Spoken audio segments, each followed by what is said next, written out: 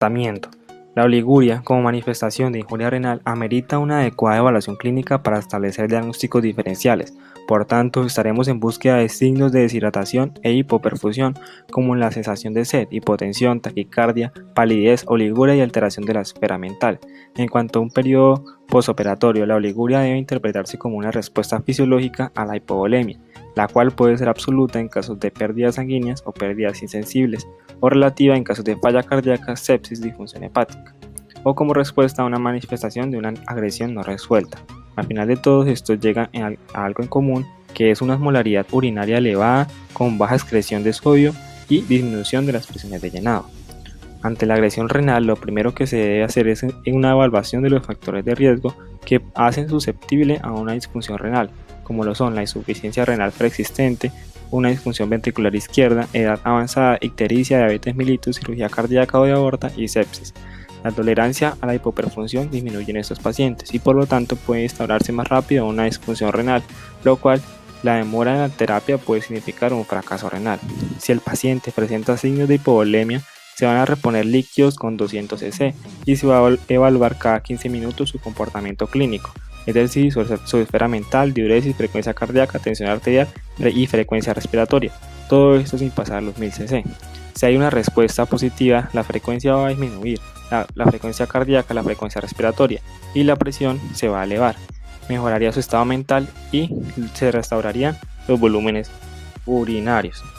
Si a pesar de corregir los factores perpetuadores como lo son el sangrado, la anemia y la hipovolemia, con mejoría de la hipoperfusión, se debe evaluar primero la adecuada permeabilidad de la onda vesical o descartar un proceso obstructivo uretral. Si se descarta todo lo anterior, se debe administrar furosemida a razón de 2.5 miligramos por una dosis única por vía intravenosa, lo cual se asocia a una restauración de la diuresis. Si con esto no se restaura la diuresis y presenta factores de riesgo, se procede a colocar un catéter venoso central con medición de la presión venosa central para identificar su estado hemodinámico. Si la presión venosa central está baja y con una extracción fraccional de sodio menor de 1, se considera que está en un estado de hipovolemia, por lo cual se van a reponer líquidos hasta aumentar la presión venosa central a 5 milímetros de mercurio por encima del valor de base o por una presión venosa central entre 12 y 15 milímetros de mercurio. Con esto se debe restaurar la diuresis.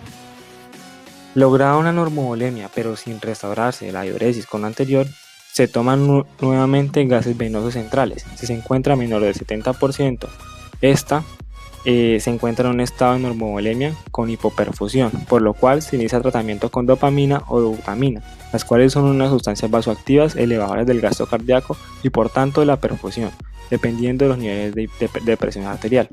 Se incrementarán las dosis paulatinamente hasta lograr respuesta. Si no hay una respuesta, se toman nuevos gases venosos arteriales y si la saturación es mayor al 70%, sin evidencia de hipoperfusión, se hará una prueba terapéutica con dosis bajas de furosemida de 2.5 miligramos sobre decilitro endovenosa a dosis única, por lo cual se debe restaurar la diuresis. Si no se restaura o persiste con hipoperfusión venosa con una saturación menor del 70%, se debe colocar un catéter en la arteria pulmonar junto con cristaloides y vasoactivos para mejorar el perfil hemodinámico que logre una adecuada perfusión y corrección renal. Si no se restaura la diuresis junto con la elevación de nitrogenados, estaremos frente a una necrosis tubular aguda.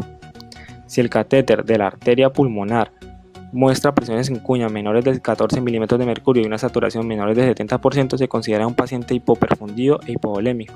Se administra cristaloides para repletar el volumen intravascular y si el paciente sigue hematúrico, se debe usar inotrópicos o vasodilatadores, debido a las condiciones hemodinámicas hasta lograr una saturación del 70 al 75% y se debe restablecer la diuresis. Si esta no mejora, se debe administrar 2.5 miligramos intravenoso de furosemida.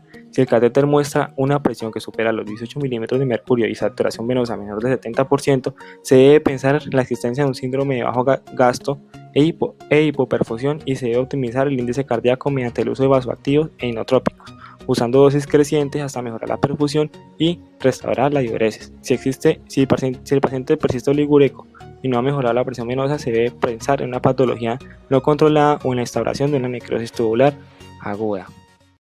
created using Powtoon.